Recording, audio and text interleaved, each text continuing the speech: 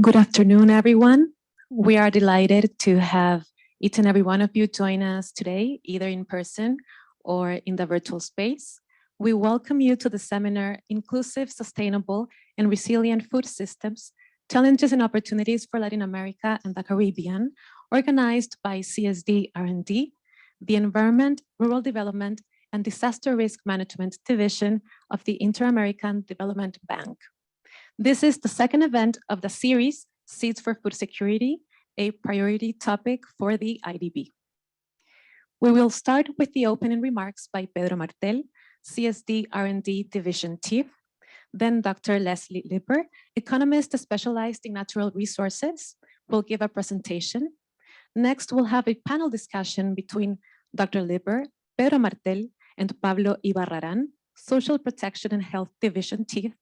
And lastly, we'll open the room for questions from the audience. For those who are joining us on Zoom, you can send your questions in the QA chat box, and we will gladly read them for you. There is also available interpretation to Spanish. To activate it, please click on the world icon located in the lower margin of the screen. And now I would like to invite Pedro Martel, CSD R&D Division Chief, to give the opening remarks.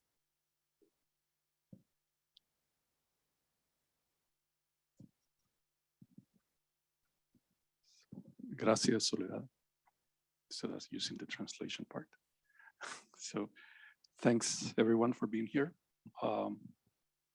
Just briefly, I'm not going to talk very much. I'm not going to bore you. So the objective of the seminar is to identify the main challenges faced by the food systems in Latin American countries to achieve the Sustainable Development Goal number 2. We should all know what that is. Zero hunger in an inclusive, sustainable, and resilient way. What a challenge. It's actually a very big challenge for all of those who know, those of you who know what this topic is about, and those of you who are connected, you know how big a challenge this is. It is also a pleasure for me to introduce Dr. Lipper here. She holds a PhD from in agriculture and resources and economics, resource economics from the University of Berkeley. Dr. Lipper is a natural resource economist with more than 30 years of experience in the field of sustainable agricultural development in Asia, Africa, and Latin America.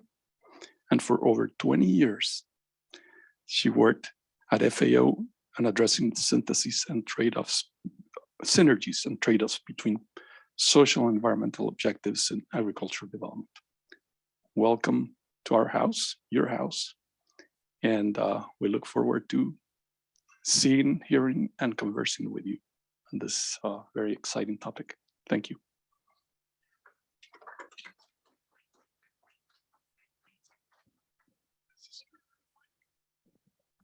Thank you.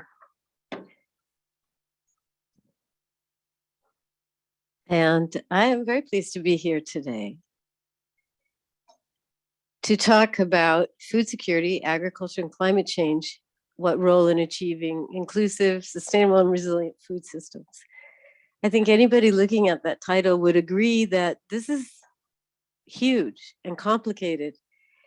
And I have to say, I've gone back and forth several times on what's the best way to present something interesting, not get lost in the details, and to try to get out some of the main points. So to that end, I have 4 main points that I want to cover in the PowerPoint. The first one is that agricultural growth has been a key driver of poverty reduction and achieving food security, and it still is, given the number of rural poor and people dependent on agri-food systems. But responding to climate change, and the word responding here is kind of key, I'll be talking more about what I mean by that, it increases the costs of achieving agricultural growth. And not only are these costs higher, but they're unequally distributed. And actually at present, and with a lot of risk for the future, the rural poor are bearing a disproportionate burden. There's a lot of different things that need to be done to deal with that, but financing, and given that we're in the IDB, financing is the one I'm focusing on. It's a key tool for, of course, dealing with these additional costs, but also for dealing with the inequity in the distribution of costs.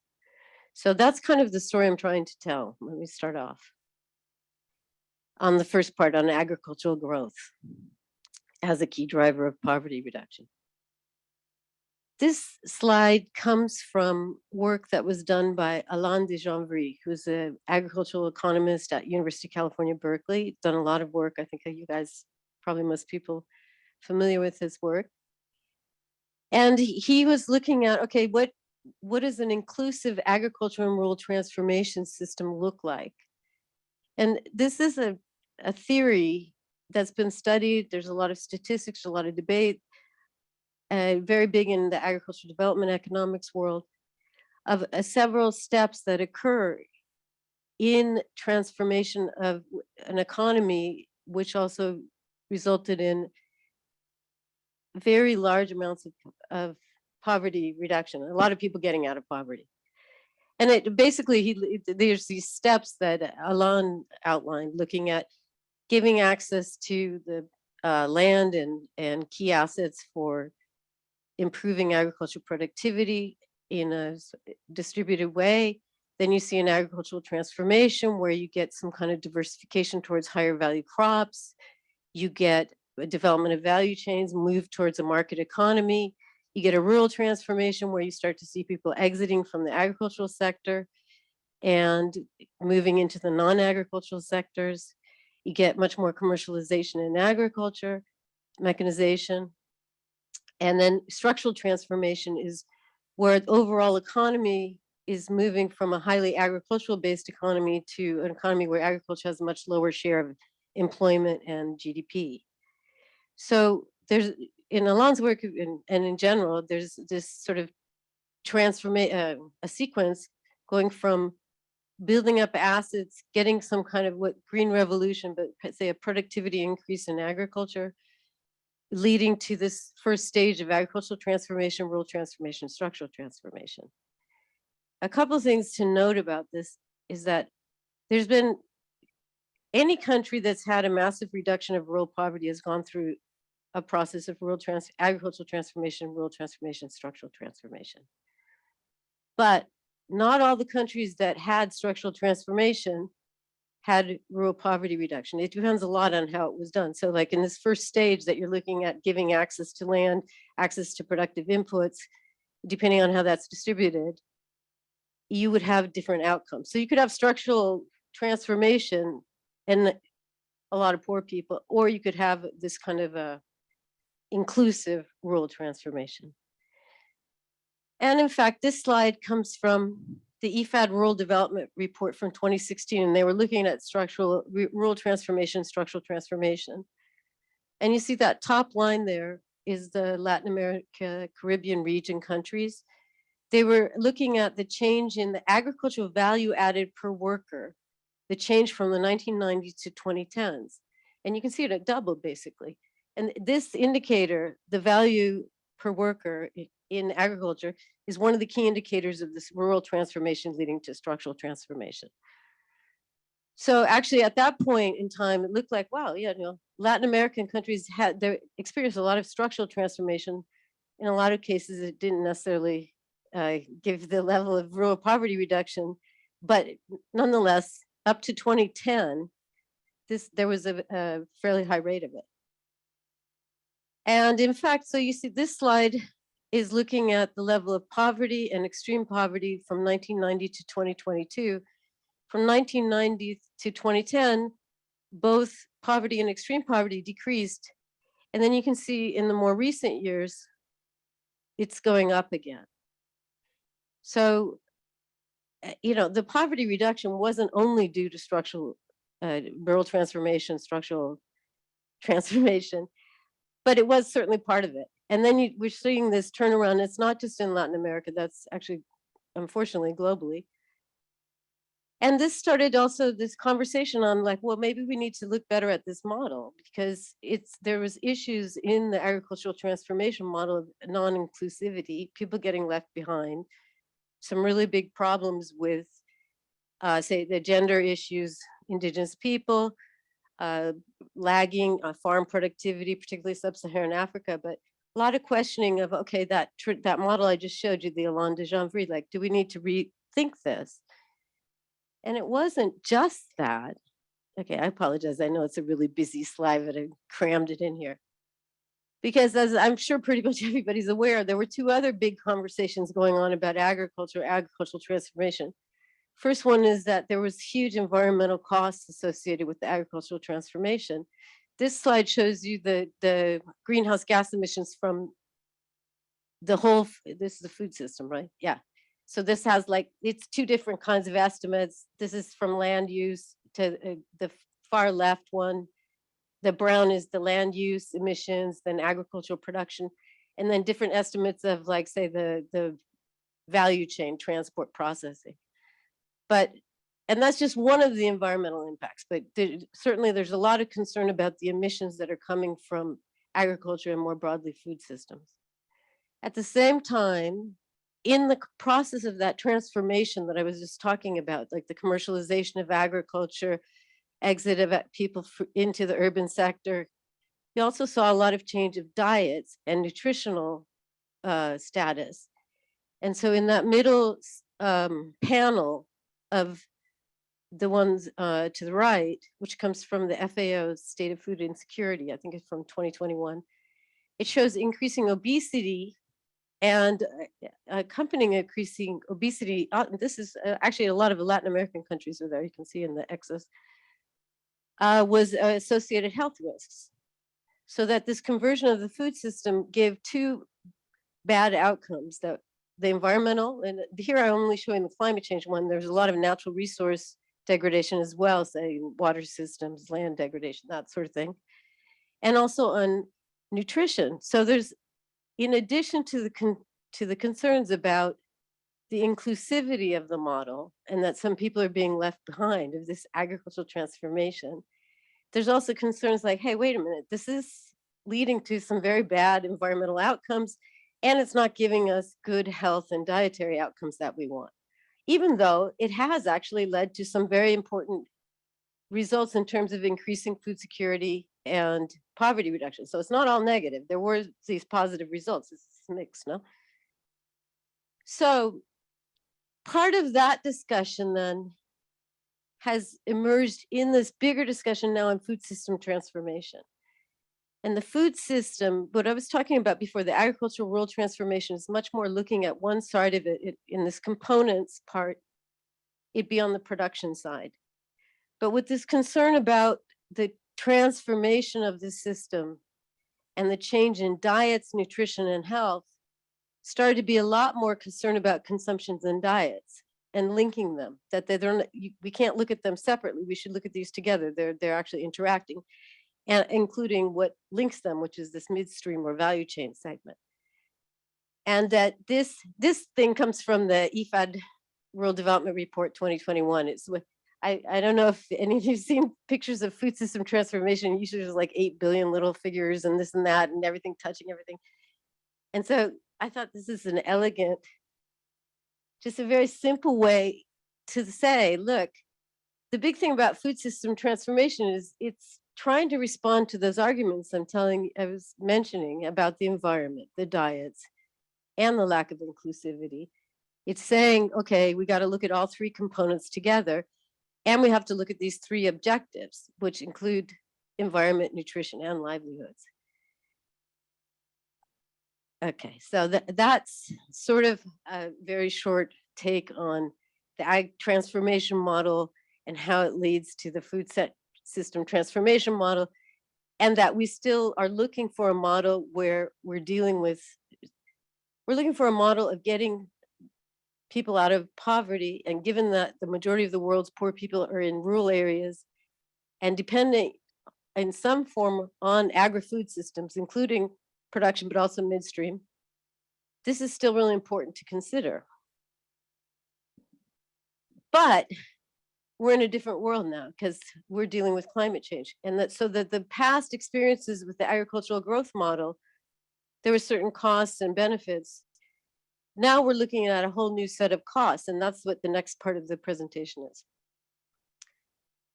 This is just a slide for, I put it in here for two reasons. One, to make sure we're all on the same page of what are we talking about with climate change. This is a process from human anthropogenic greenhouse gas emissions that's been going on since the 1800s.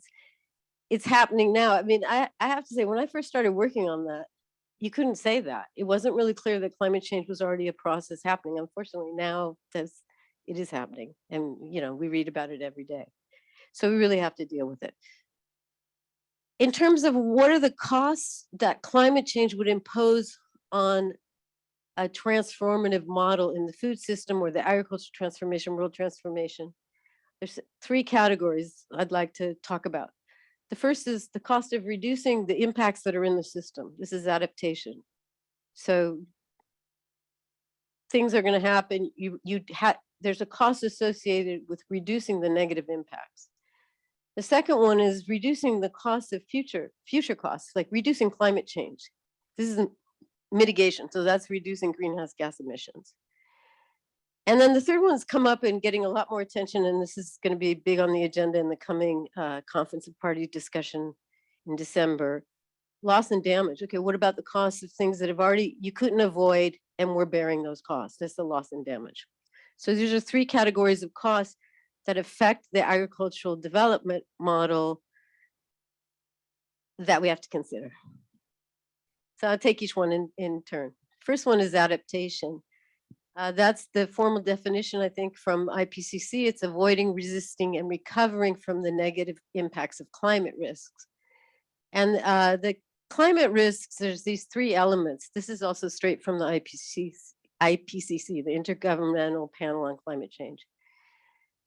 First is what they call hazards. That's like almost physical, exogenous. That's where the climate system is going to kick out an impact. It's the physical impacts, a physical event. The exposure is who's there. And then the vulnerabilities, the propensity to be adversely affected, the characteristics of a person or a place in their ability to anticipate, cope, resist, and recover. Well, if you look at that last one on vulnerability, I mean, you could say that it's pretty closely correlated with poverty, right? Like who is it going to be least able to anticipate, cope, resist, and recover? That obviously has something to do with wealth. Also, it turns out, unfortunately, that the exposure, developing country agriculture, tropics are very highly exposed to climate change hazards. So in looking at this, for example, this is a slide that came from work that was done for the CGIAR, Andy Jarvis and others. They were trying to estimate the costs of various types of climate hazards that can occur simultaneously in the regions that they work in. And so first thing is to look at, on the far left, the different kinds of hazards that we're talking about: is drought, flood, variability, growing season reduction, high temperatures. And then there's combinations. And two things that came out of this very strongly were that these climate hazards are almost always grouped. You don't get just one or two. You maybe two, but they usually come in multiple sets. And they really vary by these regions, the CGIAR region. So the middle one is the Latin America, Caribbean region. And they were looking at the costs and say the crop value of production, livestock value of production, then the two combined. And in the Latin American Caribbean region, high growing season temperatures is probably the biggest constraint, followed by flood. But even within the region, you would find a lot of variation. So you're looking at, you're going to have a lot of a mix of impacts, and it's going to be variable across different production zones. To look at that even more specifically, I went to this analysis that's been done by FAO. And FAO looked at the policy statements that countries are putting out in response to the Paris Agreement on climate change. And these are called nationally determined contribution, NDCs. So it's like a statement a country makes about the hazards they think they're facing, their adaptation plans, their mitigation plans, and then usually sometimes something about the financing as well. They're really variable in terms of what's in there. Some are very sophisticated, some are very shorthand. FAO did an analysis by region. They synthesized what's in those reports. And so I'm going to be talking about the one for their synthesis of Latin America, Caribbean region. And this shows what the countries in the region, okay, so it's all of Latin America, then they divide South America, Central America. What are the countries themselves reporting as their biggest climate hazards? Drought is the biggest, particularly Central America, but also it comes up quite high in South America. And flood is also quite big. You can see here one that was not captured in the CGIAR one was this invasion by pests and non-native species. That's considered very big in Central America. But this is the kind of distribution through the national determined contributions of the countries, what they are seeing as their biggest hazards. And one more slide on what the variation in hazards. This comes from a study that was a systematic review of the literature of what is the literature showing us about what are climate related risks in South and Central America. The thing about this and the categories that how they divided it, I didn't have to admit I didn't get it quite clear, but like there's food security is almost everywhere in every category of the literature that they're looking at. The risks are greater, the greater the temperature. I think that's no big surprise. But the big thing is that there was variation across here too in the kinds of hazards and the importance of hazards. Like say, for example, epidemics is considered more important in some areas than others. Whereas both food security and the water scarcity come up pretty much everywhere, no, except in the northern, South America region. So just to really hammer home the point, there's a lot of hazards. They're distributed differently. They come in packs. And final one on adaptation is going back to those nationally determined contributions. What are the countries saying about what are they going to do about it? So this is the cost. Going back to adaptation in agriculture puts an added cost on an agricultural growth strategy. If you look at what's on the slide, input precision, provision, nutrient on-farm soil management, pest and disease, it's not that different than what you'd see in an agricultural development strategy. This is only looking at the adaptation and policies and measures in crops. I mean, it depends a lot on which sector you're looking at. There's a lot of crossover with agricultural development kind of strategies, though. Other things that you might see in adaptation that you wouldn't normally see in development is the early warning systems, a lot of stuff on insurance. There's a lot of risk management as well. So just this is the end of the adaptation discussion. A lot of new hazards, increasing costs, that puts a cost on agricultural growth, attempts. Let's go to mitigation then. And mitigation is, again, reducing greenhouse gas emissions. Most of the scenarios from the IPCC that keeping global warming under 1.5 to 2 degrees has some kind of mitigation from what is called the AFLU sectors: agriculture, forestry, other land use.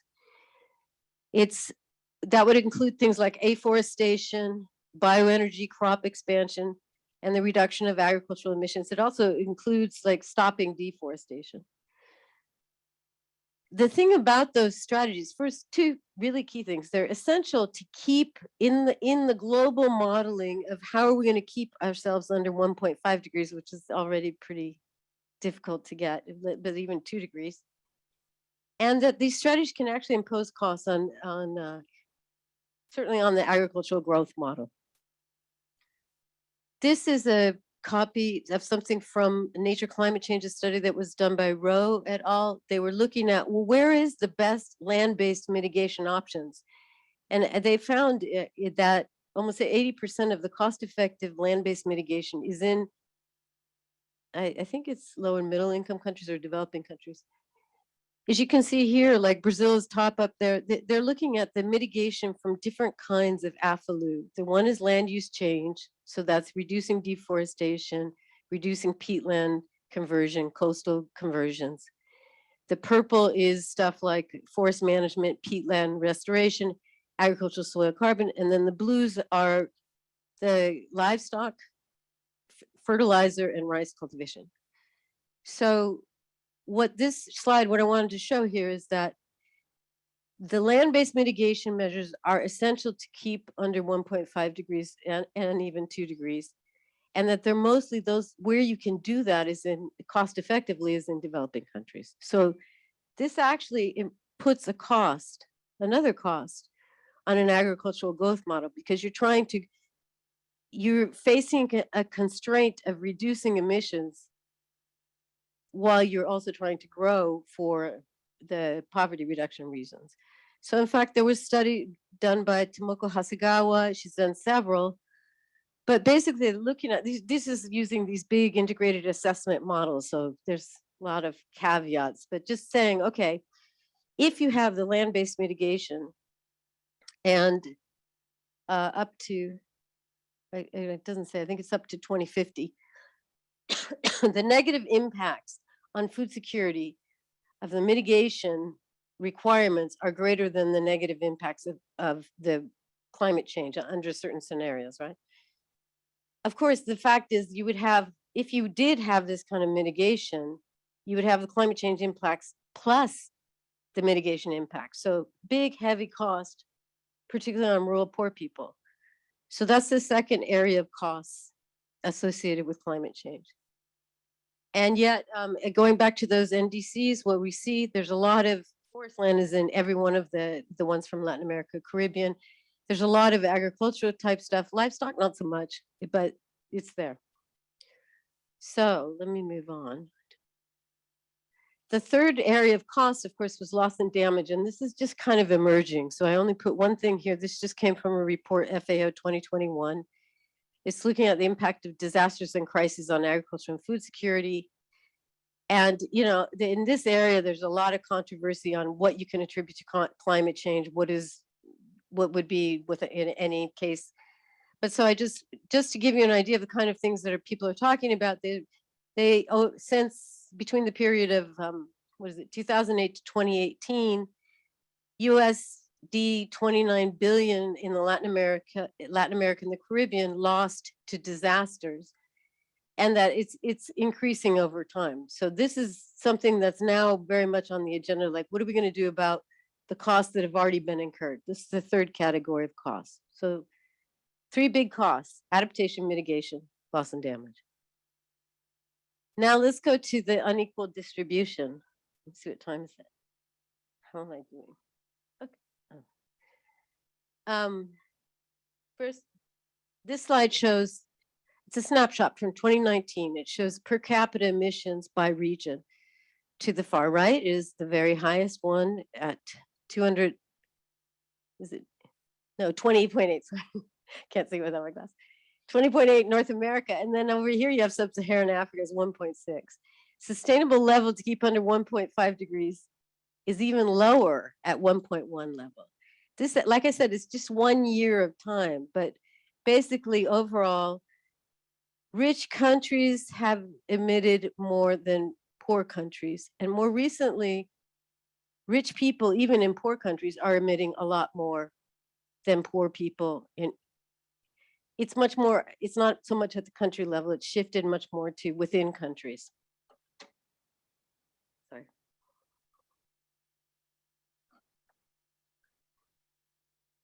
And then this slide comes from Lena, and actually, so the poor people have had the least to do with emissions, and yet they're the most vulnerable.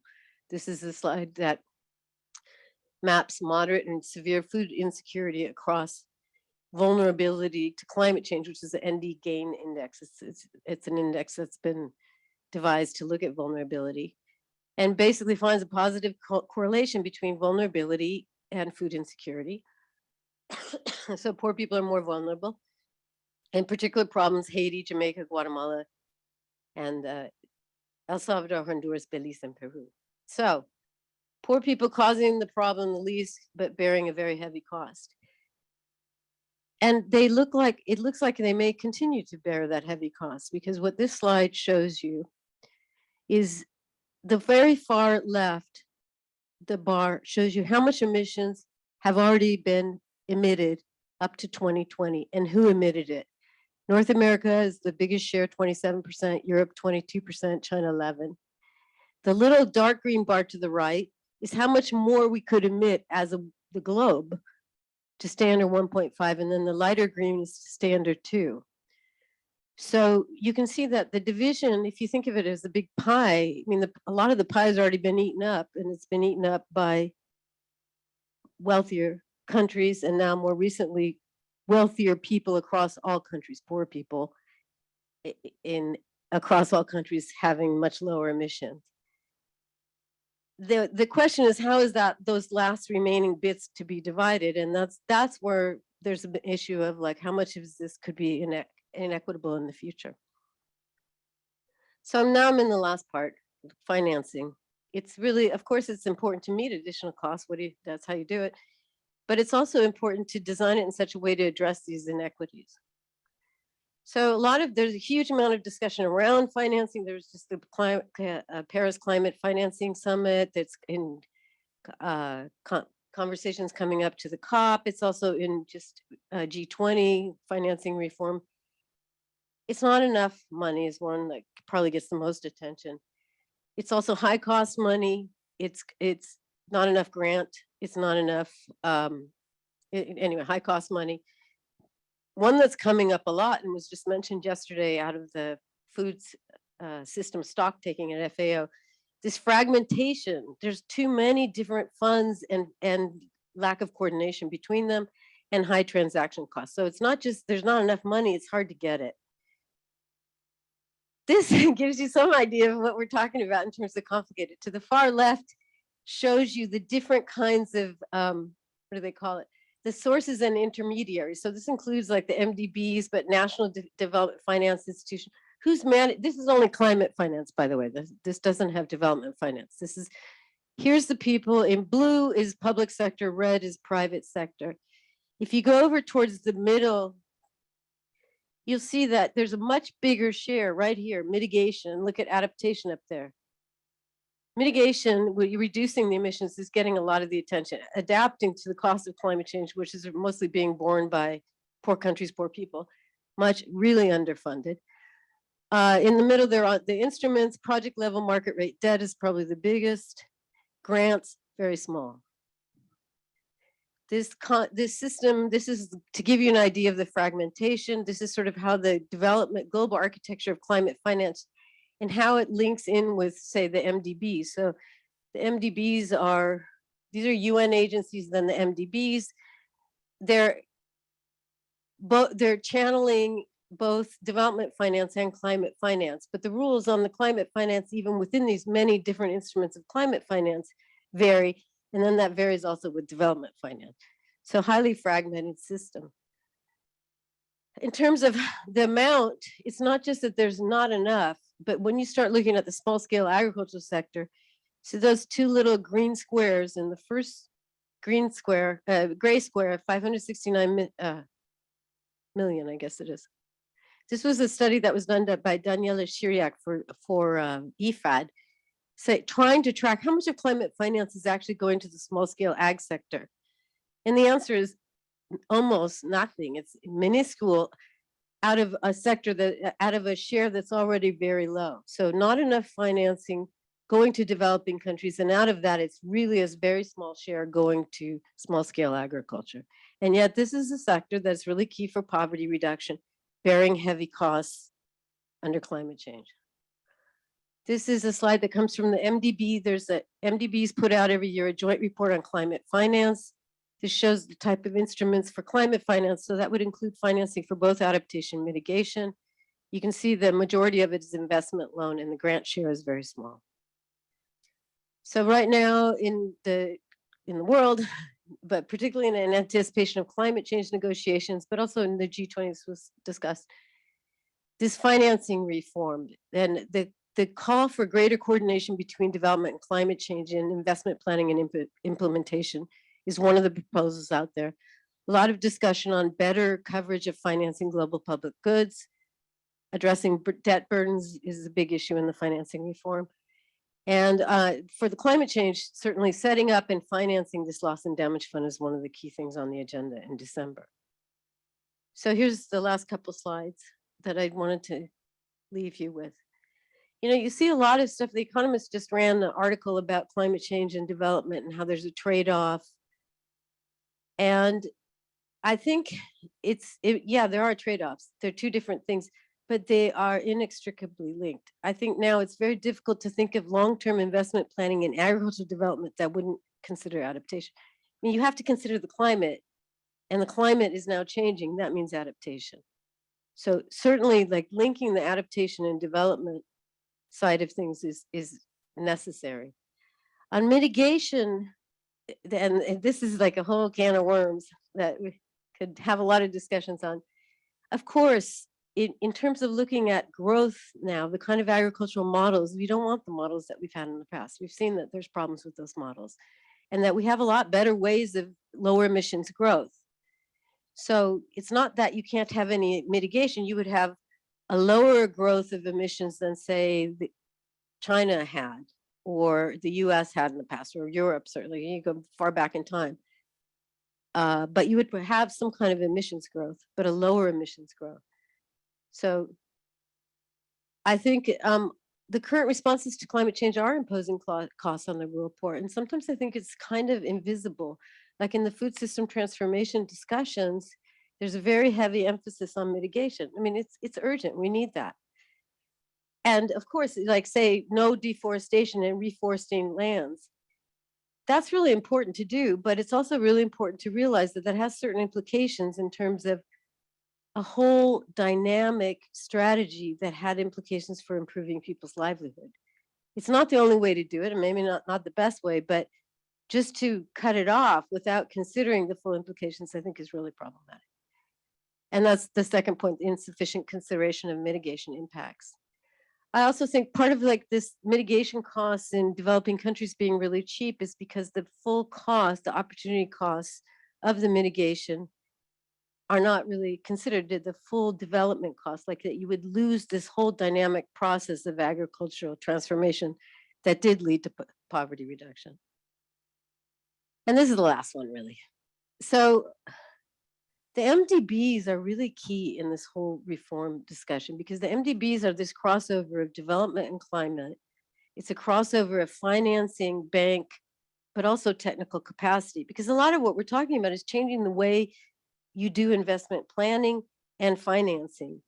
And that climate change has these characteristics that mean you really have to do it differently. And that the MDBs are also the major channel of public finance to agricultural development in the developing countries. So it's really front and center. And as I think you guys probably all know, there's a lot of discussion about changing the way MDBs work to have more financing of global public goods, this coordination, and also a lot of discussion of mobilizing better, more concessional grant financing, and getting, I didn't put on here, but also the interacting more with private sector. So I think I will stop there and open it up to our panel. Thank you.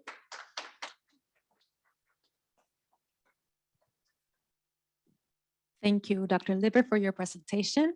I would like to invite you to the stage for a panel discussion along with Pedro Martel, Environment, Rural Development and Disaster Risk Management Division, and Pablo Ibarraran, Social Protection and Health Division Chief.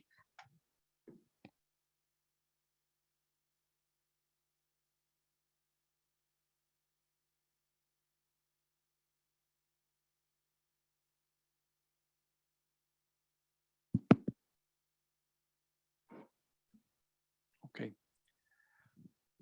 Again, Leslie, thanks for the presentation. It's a lot to think about, a lot to talk about as well. I have the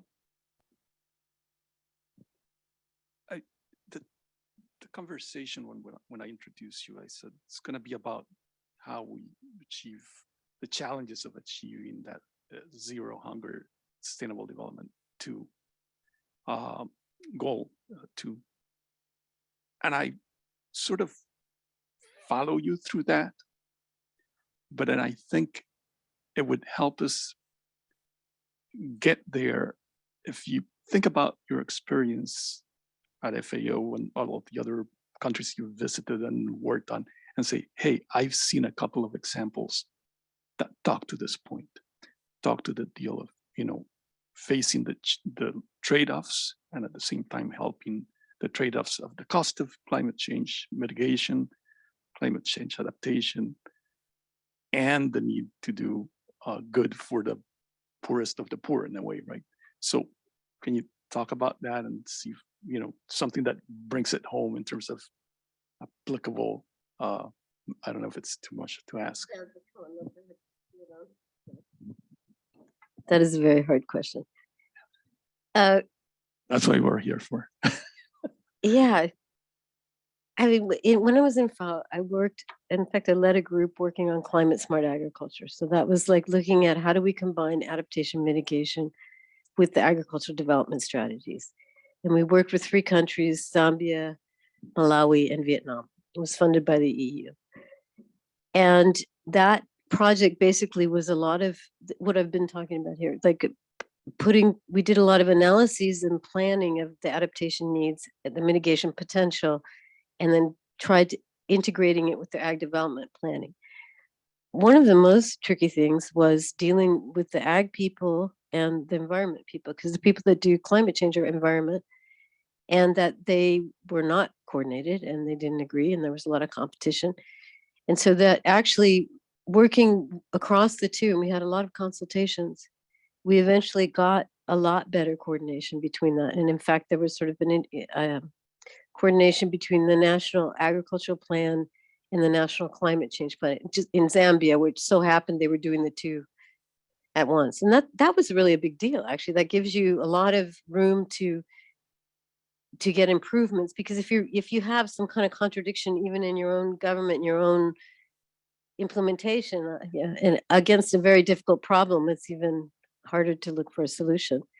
So, I mean, that was at a sort of policy level, a really good example, I'd say. Trying to think like on the ground levels of, I worked in Ethiopia. They had very carefully calibrated the rural development programs. Although I have to say, I can't quite remember the integration on the climate change side with that. Malawi, you're asking me a very difficult question. And Vietnam also Vietnam, great category. I worked at the case study we had in Vietnam was in the northern region in the mountains, so not Mekong Delta, really different kind of like upland rice systems, really poor. And also very heavy exposure to climate change hazards. And they had very detailed information also on adaptation. They had really strong mitigation commitments. But it was already coordinated. Actually, their Ministry of Agriculture had a fair amount of coordination already with climate change people.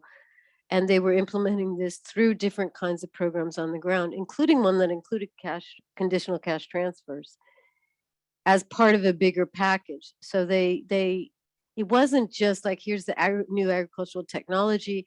It was sort of a more integrated package looking at the entire household income and sort of food security livelihood strategy. So those are two I could think of.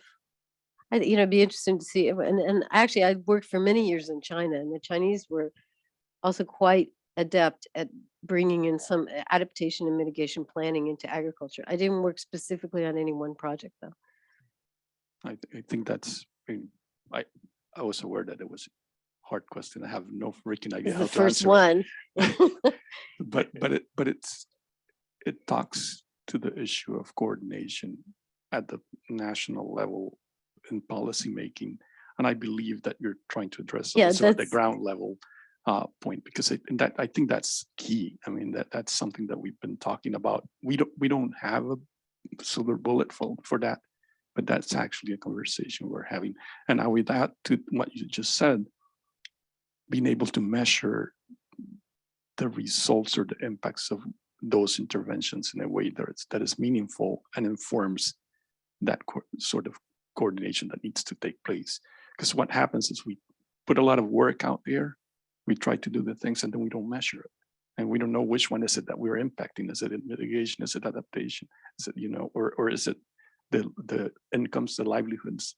So that, I think that there is a lot of work there. But anyways, I'm taking Pablo's space here. I just wanted to think back. No, thank you. Excellent presentation. And perhaps this is going to be easier because not being an expert in these aspects. But you mentioned, so agricultural growth is an important determinant of poverty reduction in general, in rural areas in particular. Climate change will impose new costs in order for agricultural growth to take place, and will affect most or disproportionately the poor. Yes. So from a social protection point of view, what are the links? How is adapting or responding, addressing climate change, increasing the costs to the poor in order for us to design policy? So our first response always is cash transfers. So at what point or where in how climate change is imposing greater costs on the poor does social protection come in? Yeah. It does. I mean, there's a lot of discussion about it, because climate change on the adaptation side is increasing risk, and social protection reduces risks. Right? They can be designed. I mean, the different designs have different impacts on risk. Right? I'm not expert, so I'm venturing into out there. But we did do one study. I think it was in Ethiopia, looking at the implications of people that got they were an unconditional cash transfer, maybe. I can't remember exactly. But there was a link between the ability to adapt and receiving cash transfer, because I think it increases that last component of the climate vulnerability, the adaptive capacity, that if you have a certain kind of security of income, that it made a difference in terms of how people would adapt. But then there is, in adaptation, certain things that an individual can do, like we were looking at, did they adopt these more, did they change crops to crops that were more adapted to climate change? And people that had cash transfers were more likely to.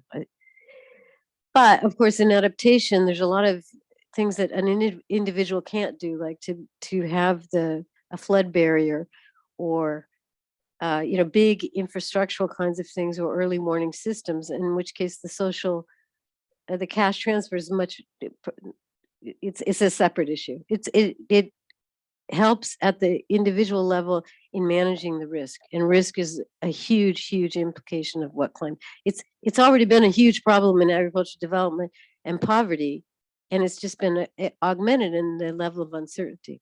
So I think it's there, and I believe there's a lot of work looking at how that it would change the way the programs should be designed, but I don't know exactly. Yes, I think that it has been well demonstrated how cash transfers increase resilience in general. So it's, as you mentioned, households are better equipped to respond to any new risk, and if climate change is increasing those risks. And I think the new discussion is whether you can design cash transfers or other social protection responses to actually promote more behaviors or more investments that are conducive to responding properly to climate change. No, but I think that, I mean, because we're actually trying to say, okay, how can we support poverty reduction? That's the first thing of cash transfers, resilience in general, accumulation of human capital. But now we need to focus also on responding, adapting to climate change. So it's interesting to see the perspective from your side on how climate change increases costs for the poor, and how social protection can reduce those costs or those risks in order for have more adaptation. But are you seeing a big change in how social protection is being designed based on this kind of climate change stuff? We're starting to have these discussions of, say, how can we not focus so much on the poverty reduction per se, but what conditionalities are we going to do? Even if the program is unconditional, many times the labeling, how you present the program, what are the objectives? So it's a discussion of saying, okay, how much can we invest with that new perspective? And I think now, after the pandemic, it's clear we need to be like the word of the day is adaptive, no? The adaptive social protection. So we need to adapt but we need to adapt to very short-term shocks like the pandemic, and then to long-term processes as climate change. So how can we, and I don't know, there's a point where you cannot use the same instrument for everything, right? But we try to. Just one last comment on it, because I was at a presentation in FA on also the humanitarian aid being used now for cash transfer, like sort of beside this complicated world of climate finance and development finance, then there's also the humanitarian aid, and that how that could possibly come in. And I think that I can't remember actually, but that it also had implications for the design of the cash transfer programs. No? Yes, I think in many settings in humanitarian aid, cash transfers are also like the go-to way. What we always consult with Pedro and his team is, okay, is there enough food so that we, for example, we don't have just inflation with more cash? We are, in principle, cash is more efficient than distributing products if there's availability down there. But I think that everywhere the discussion, we always see the cash issues there. But, You're sending it back to me. back to you. It was interesting on that side. Now that's a whole new discussion. And Pablo is, I mean, some of the work that they are doing, I'm always impressed by the work they're doing. And this link with disaster risk management, with the guys on disaster, on trying to predict future events and put it into the social protection programs, it's pretty nice. I mean, it's extremely new. And that's actually something that I don't know enough, but your team and my team are working on that. And it's something that's very interesting. I think that probably is addressing some of these risks that are, like you said in your presentation, I think as your second slide, it is now, it's not tomorrow, it's not the thing of 1800s, it's now. I'm just gonna change a little bit the topic because it's something that I'm obliged to do from the agricultural side. And that's this issue of, Pablo mentioned, safety nets, short-term, it gives resilience, it builds a little bit of resilience towards the longer term things, and maybe changing the way people think about what they can invest in, because they have that sort of, you have the risk, their situation, their position in the short term, they can think about new things in the long term. Thinking about that long term and more about the public investment and the agricultural side. Ag research, big question. We got a lot of talk about that, very little money in it. It's like, we've done the numbers. I think most of the countries in Latin America are below that desired threshold of 1% of the ag GDP of investment in ag research. And and even from the climate financing, it's like, yeah, we can do things, but not thinking much about research, about the adaptation part of the research on adaptation.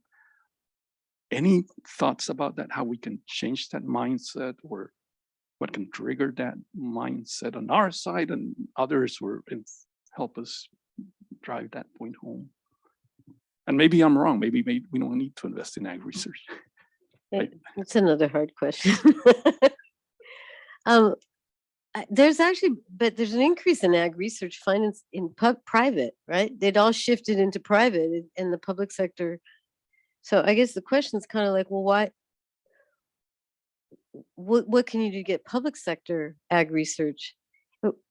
What would be important to do? Is it important, first of all? And how would you try to incentivize that? And I had worked with the Independent Science and Partnership Council that advises CGIAR on research. So there's a lot of discussion about this public-private stuff. And I have to say, I don't really know, but I think the public ag research is really critical for the kinds of stuff we're talking about. The food systems and agriculture are really at the middle of health, environment, poverty. I mean, these are really key big issues in the world, and they're in every region. So I think part of it might be the way agricultural research is still, it's almost considered backwards, you know? So maybe they, even just changing the name of it would make a difference, because it isn't just we're not looking for the green revolution. You're looking for the research that's going to back a kind of transformative change that actually doesn't just give you an ag productivity increase. It gives you this, you know, it something that deals with ecological services. It deals with the inequality. It fits in to dealing with the problems at hand. And maybe that the ag research in the public sector, it's not enough considered that it's going to help solve those big problems. So how do you get people to, first of all, I think one of the things with this presentation I wanted to do is to make it much more visible that the problems are there, particularly the cost to the poor. I think that is, like, say, a little bit of an invisible issue in how the climate change discussion and food system transformation are. I think the same thing could maybe be true in ag research, right? That, first of all, if you say ag research, what comes to mind? I don't know. You know, it's like what?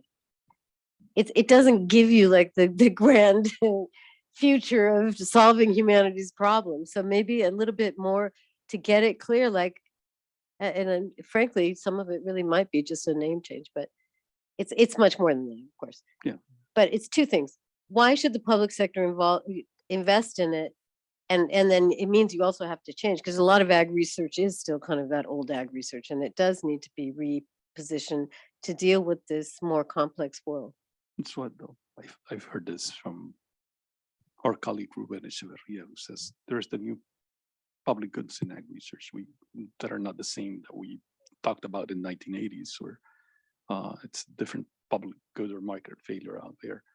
And it's more challenging when what we have is a human resource base that is prepared for that other model, not as much for this new challenges. And it's that multidisciplinary approach of ag research that we talked about when I was in grad school. It's not there yet. You see the national institutes, and you still see, you know, disciplinary research, right? You see the breeders, you see the agronomists doing soil research, and the programs for us don't think about, you know, and don't see the challenges as a whole.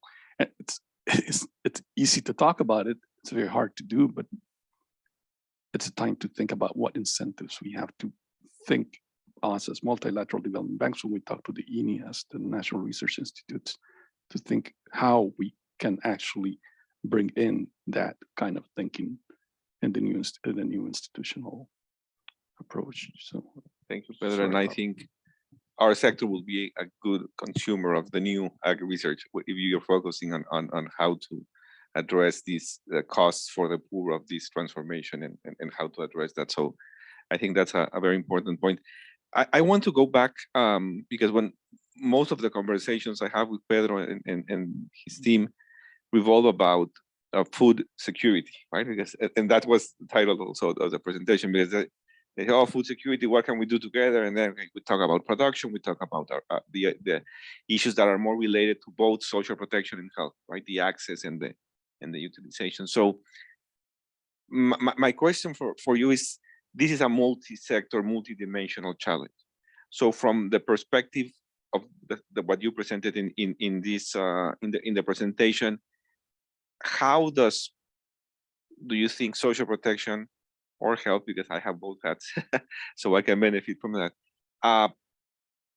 participate in increasing food security? Because what you presented today was more about climate change, food production, how agricultural growth, but there's also some other dimensions, and we always talk about this is something we need to work jointly, but I guess the challenge is how do we do that? How do we, from social protection, how do you see the social protection sector joining in terms of food security discussion, and also like in terms of better nutrition for the people, right? How do you make that people can have healthier diets, because it also comes to the issue of affordability, right? So more or less these, because I had these two issues separate, but I don't know if you can address a little bit them together. I think you have to tell me. Because on the social protection program, I don't know. Like on the small scale ag, one of the things I thought that's a real opportunity for, say, increasing incomes of people in agricultural production. I guess before I even go there, it's true. What I talked about was mostly poverty and not food security. And the increases in food security, food agriculture transition came a lot through the changes in food price, the access, and not as much through farm income. I mean, it was both for people that are in agriculture, but it's the food price as much as the increasing farm income. But so, okay, now we're in a world of talking about food system transformation, having a diet, a nutritious diet that's more affordable. In most countries, there's a lot of research going on right now of how a nutritious diet is not affordable. And so then what if you had small scale farmers more like in horticultural production, which is more, it's something that you could actually have a comparative advantage on a small scale. I mean, there's certain kinds of production that small scale people with like less than a hectare or less than 5, Latin America, of course, you guys is like less than 50 hectares. But where could you have some kind of potential? Okay, well, we're talking about this kind of horticulture. We're talking about vegetable fruits. You want to expand the production there in order to get the price, make it more accessible, the price to go down, increasing supply. Great, there's a lot of opportunity there, except it's very tricky horticultural crops can be a lot more difficult to grow. And also there's a lot of post-harvest requirements. So you need a certain kind of new institutional setup. I mean, in any of those kinds of things of shifting the system in that direction, I don't know exactly how social protection can link to a productive strategy. Maybe I'd be kind of interested to see, like, have you had experiences of linking social protection to incentivize a certain kind of production strategy?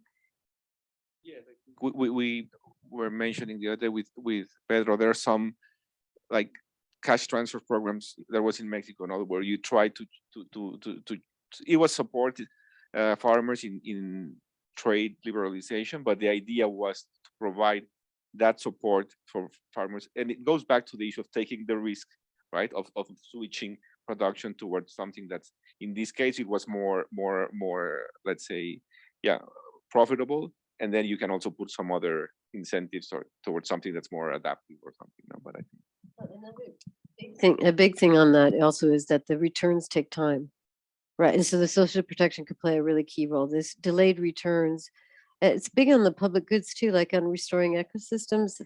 I would think, like, that's very difficult to make. It's not an investment that a private investor would usually make, right? It's a public good. It's probably a local public good, and that it's pretty important in adaptation, and the kinds of incentives to do that, like to have that ability to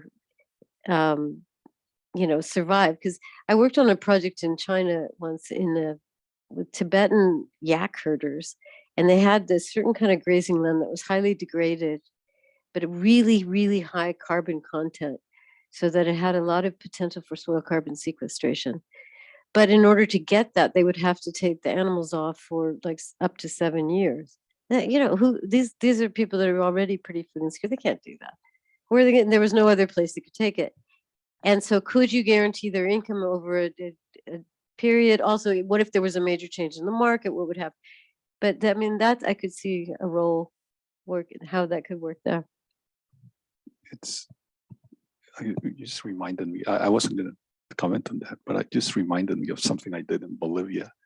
Crazy stuff. There is this forest fire, degraded the entire sort of watershed. And that watershed itself, that mountain, I'm simplifying this example, but that area that was burned down was the area where you would bring the cattle from the lowlands in the dry season of the lowlands, right? And I just, what can we do about this? So let's borrow from the guys from social protection. Let's pay these guys to do something, and it's a small group, and stay down there so till the forests recover up there. And then they can go back to grazing.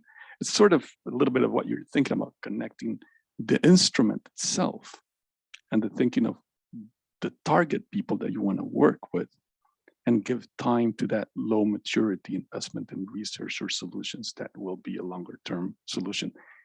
That's actually putting it to work. It's not easy, but thinking about it and doing some examples of that would be great, because it goes a little bit beyond that ecosystem services that we've been talking about.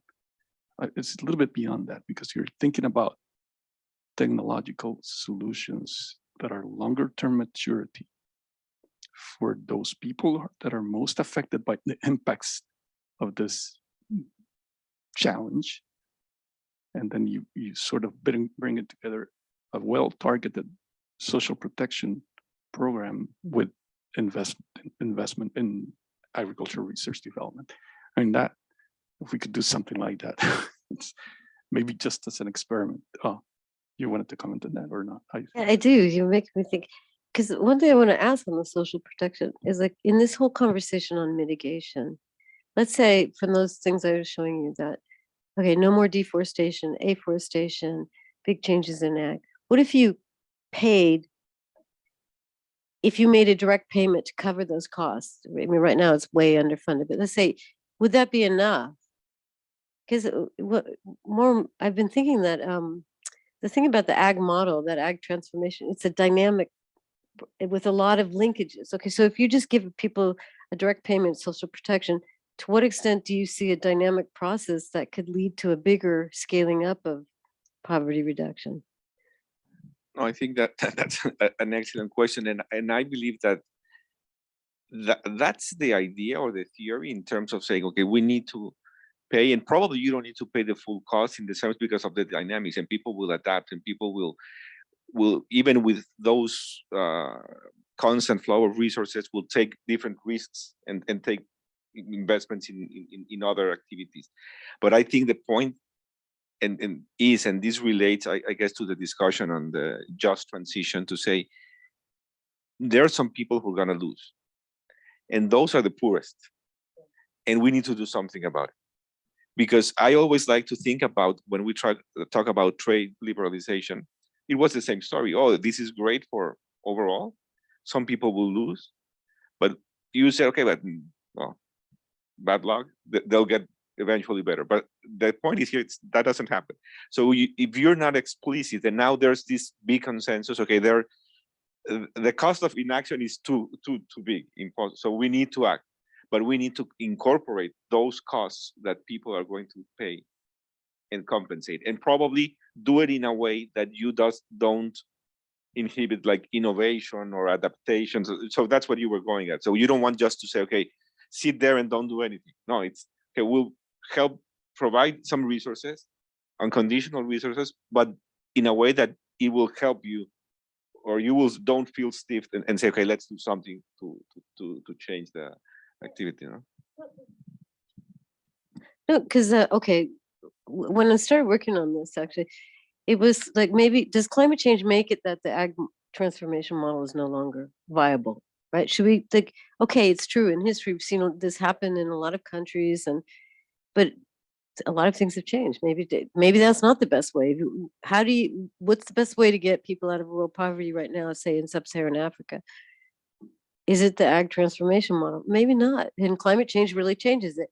But then it's kind of, you need to think of them, what is it? It seems to me too much like a little bit in the food transformation world and climate change world. Sometimes there's always a lot of discussion about poverty. I mean, it's not like it's not considered, but in terms of a bigger process of scaling up a dynamic to get people out of poverty, I think sometimes it's lacking. Should I ask you a harder question? No. So I'm going to give it to Soledad. We're going to let the audience make the harder questions. We're going to open the room for the audience, the questions for the audience to the panel. We have more than 400 people connected online watching us right now, live streaming. You can write down your questions in the chat box in Zoom, and the people that are attending in person, you can raise your hands and share your questions and comments with the panel.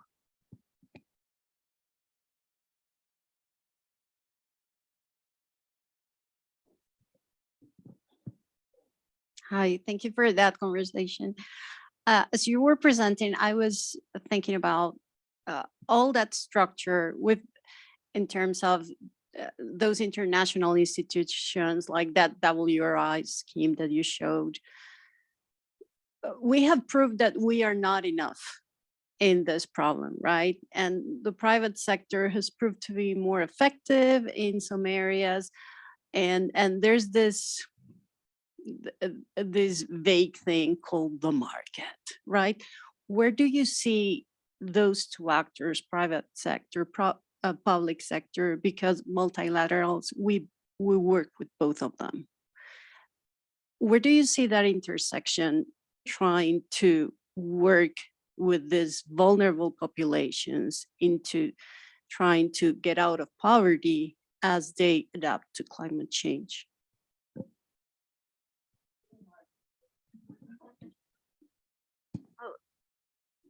I have to say I'm kind of a traditionalist, or because there's always this discussion about the private sector and the public-private partnership, and I think, and I'm also an economist, right? So I think the private sector, there's been a lot of changes in that and ESG, but basically they're looking for something that has a return on investment financially, not just social. Whereas the public sector can invest in things that give you a social benefit, but maybe not the cash return, right? A financial return. I think that the public sector, and I think over the course of my career, like when I started out, there was more emphasis on global public goods. There was more willingness, I think, and I don't have figures or anything, but I think that the public sector is really key to make the investments in global public goods that the private sector is not likely to invest in. So let me give you an example. Back on, let's say, on adaptation, and I mentioned before that restoration of degraded ecosystems are more vulnerable to climate change impacts, right? Like, so highly degraded soils, you'll have much more landslide, erosion, flash flood, because you can't absorb water, more prone to drought. Okay, so but restoring an ecosystem is really expensive, takes a lot of time, and it doesn't necessarily return the full. I mean, it's actually the amount of money you'd have to put in. It's not clear at all that you would get the full return on that. So if you had public sector investment in something that, but you get certain kinds of benefits from that, besides, like, say, an individual on that land is going to get a benefit, but you would also get, say, any kind of carbon sequestration benefits. You might get biodiversity benefits. These are things that are not quantified, not going through a market. So public sector has an interest in that. Restore the ecosystem. Then private sector would be maybe interested in investing in, say, an ag production system in a restored in a place that has restoration because it has higher productivity, higher resilience. So that's how they could go together. But I really think that sometimes I read things sometimes that I don't think the private sector, I don't think we should rely on the private sector to provide public goods that have social benefits, but not necessarily financial ones. I think sometimes they present themselves like they will, but I don't think that's a good strategy at the global level or at a national level.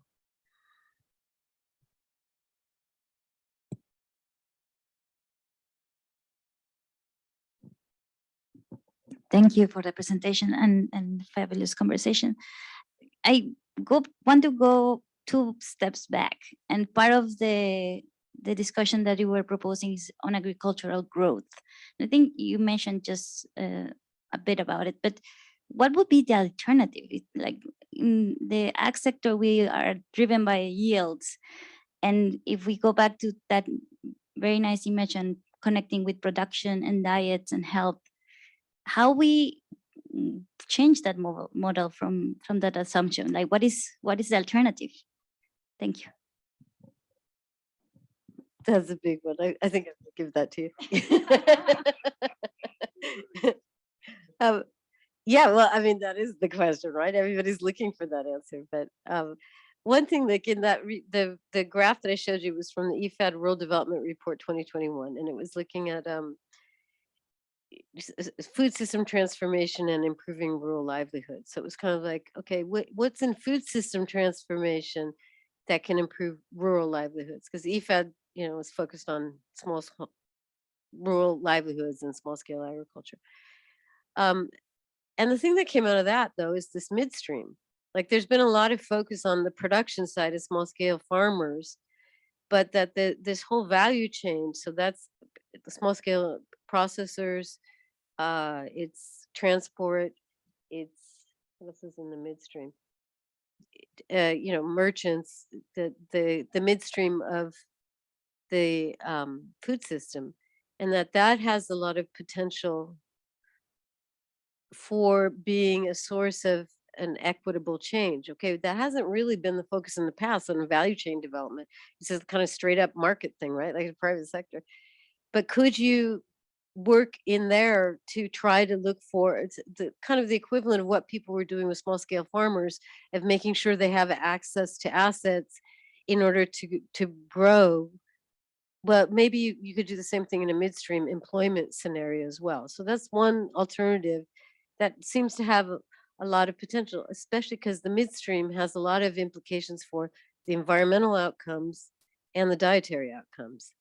And so, like, in this whole big push to change to get better livelihoods, diets, environment, well, maybe we should pay a little more attention to the midstream and do something different there.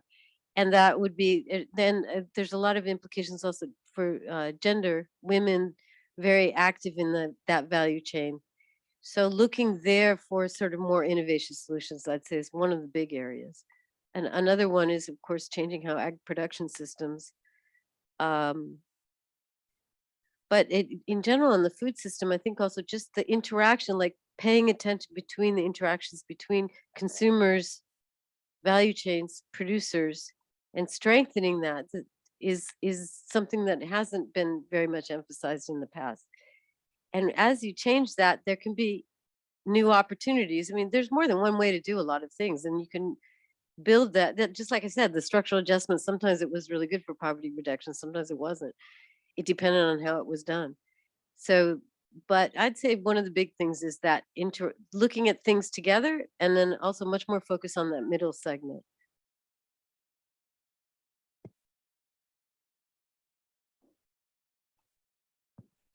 Hi, good afternoon. Thank you for your presentations. We've been receiving some questions from our online audience. The first question is for all the panelists. How much tackling food waste would contribute to achieving the objective of ending hunger?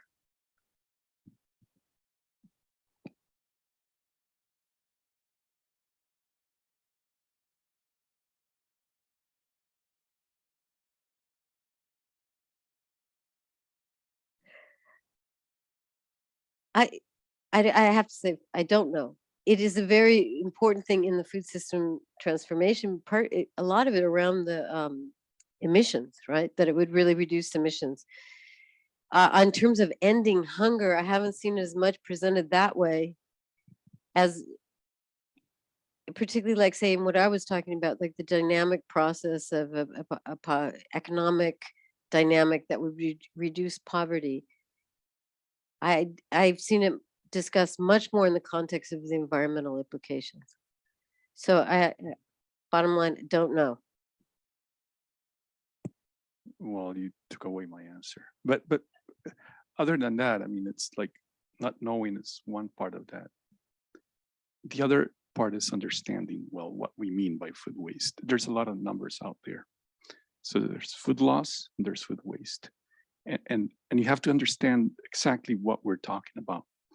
Because if we're talking about food loss before it's wasted, right? That's part of the solution that comes from the agricultural side of the traditional ag production, the transportation, and all that. And that needs to be thought of as part of a research work that needs to be put thought into, and to see if there are any solutions to that part, right, of the food loss. And then contribute to improving the availability of food through that intervention. And then the food waste part, if I understand it well, and from what I've read, not much from what I've read, it's the other part is on the consumption side, right? And that food waste part, it's sort of the behavioral part of all of us, right? As consumers. A lot of that food waste part, it's in the richer income people and richer economies. And then there needs to be some behavioral change there for that food waste not to be exercised in a way, right? And then there would be more food available for those who don't have it, right? Because it's being wasted. Just an example, today we were at lunch. Remember that lady? She was being served a piece of a potato salad, I think. And the guy who's serving the potato salad is saying, this is $7.50. And the lady says, I want less. And the guy who's selling says, I don't care. You're gonna pay $7.50. So I'm gonna give you a full plate. And she says, no, I don't wanna waste food. I just want half of that. I don't mind if I pay $7.50. That's a behavioral change in that one person, right? If it adds up. But you see, it's a food waste issue of the richer. And it's a very interesting thing. So, but the issue is understanding what we're talking about, I think, and then measuring it well. And just to complement that with that example, it doesn't transfer necessarily that reducing food waste will compensate or someone else will have access, right? Because if zero hunger is an issue of access, that there's not enough food, then of course reducing waste and redistributing. But if it's an issue of not having the resources, so even if this person doesn't need it's only half, the person who cannot afford the $7.50 for any amount will still have that issue, right? So I think there's like some intuition of saying there's so much food that is wasted and that's enough to compensate, but it's not like a mechanism where you can transfer that around, right? So I guess that's also another challenge. I have a question specifically for Mr. Mardel. What type of adaptation projects is the IDB financing? Oh, several. So we do a lot on technology transfer for small farmers using mechanisms that are borrowed from the social science guys we don't call them cash transfers, but they're similar to cash transfers. So what we do is we transfer via market mechanisms, so either vouchers or coupons, monies to farmers so that they can purchase this ag technologies that adapt to the climate changing conditions. And what we do as a bank and as technical teams, what we do is we work very close with the ag research institutes of the countries to see that what we're targeting in terms of the technologies do really deal with that issue of adaptation. So we are not, that conditional transfer that we do through the vouchers or the coupons has to be conditioned on using the specific technologies that are dealing with this issue of adapting to climate change challenges. And it's proven to be very good. I'm just giving you one example. We do more other things, but this is the simpler one. And it's proven to be very good. And we have some impact evaluation that have shown us that those producers that use these technologies improved their income, but they also improved their food security. And some work that Lina Salazar, who's here in the room, has done and has shown it's very good work. And you can look it up on the web. This question is specifically for Mr. Ibarraran. What is the scope of cash transfers in rural areas? It seems like in LAC, most of the cash transfers are same for urban and rural. Do we need to rethink the cash transfers for rural areas? Thank you for the question. So in Latin America, cash transfers started in rural areas and they were designed taking into consideration what were the bottlenecks for human capital accumulation in rural areas. So, for example, focusing on incentivizing school attendance in early primary. And when the programs were expanded to urban areas, the question was, how do we adapt these programs for urban areas? So I think it's important to keep in mind that the nature of poverty is different in both areas. And the idea of the instrument as such is to identify bottlenecks where the cash can provide incentives for people to take behaviors and close those gaps or address those bottlenecks. So as long as we still know that poverty has different dimensions, and access to health services, access to education, the opportunity cost of being at school is different in rural and urban areas, we still need to have these differential aspects. Also, in many cases, it's in rural areas, of course, where the adaptive social protection or trying to promote aspects related to climate change adaptation and mitigation are also very, very important. And there's still many cases where CCTs are still focused on the rural areas. So, for example, some countries still remain with the programs being mostly rural. So I think it's important to keep the distinction, and because the problem that we're trying to solve is different. So it's a deep understanding of where you want to target the resources to make a change. And finally, this question is also open to the panel. What do you think about the role of agroecology? Is this a possible strategy to increase food security and mitigate the impact of climate change?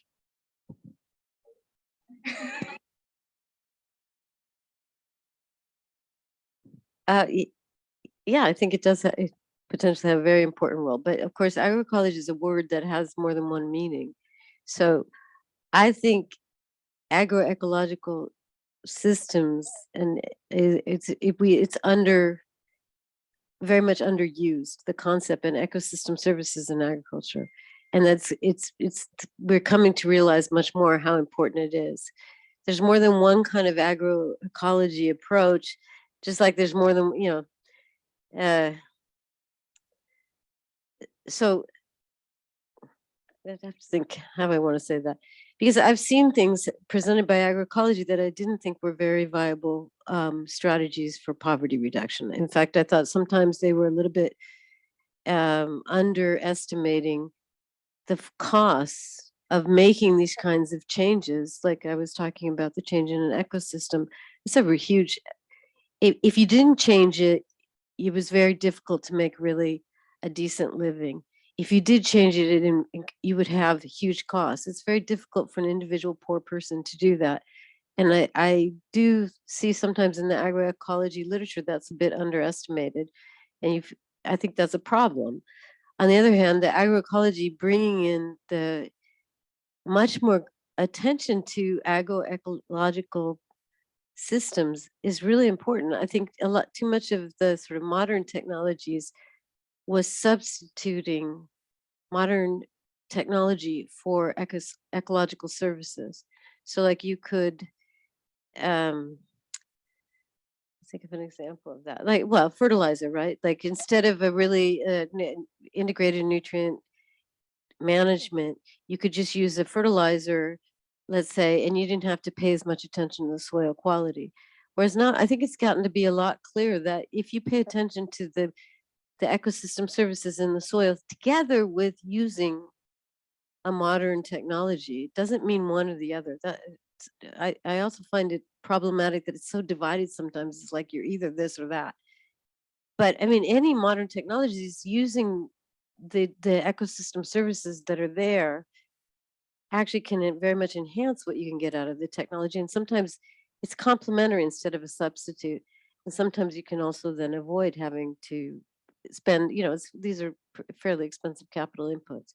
So I think that the ideas are really important, particularly in the production system, and also on the social organization system, a lot more attention to, say, institutional issues.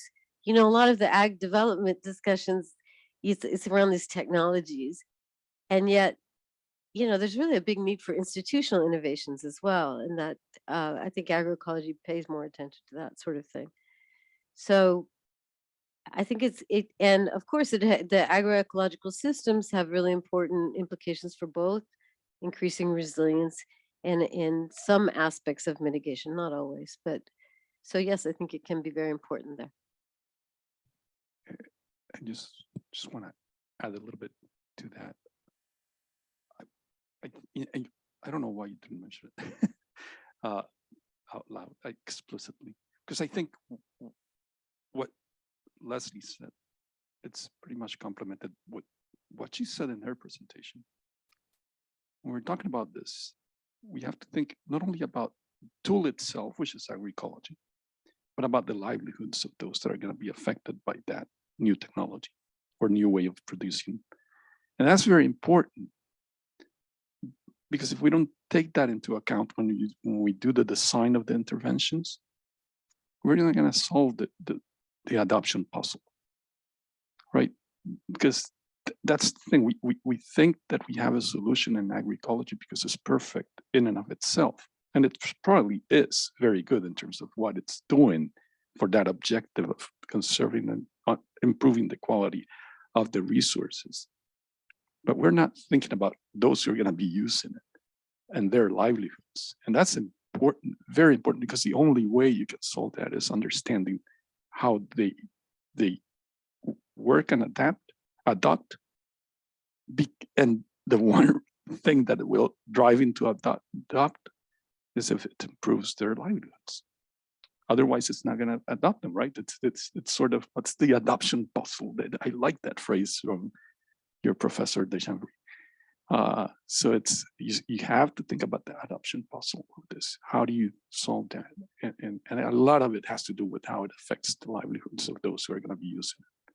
So just wanted to add to that. Well, thank you all for your time, for joining us today, speakers and attendees, and for this compelling discussion about food systems, climate change, agriculture, some of the main challenges our region faces. Everyone, stay tuned for upcoming events of the series Seeds for Food Security. Thank you and enjoy the rest of your day.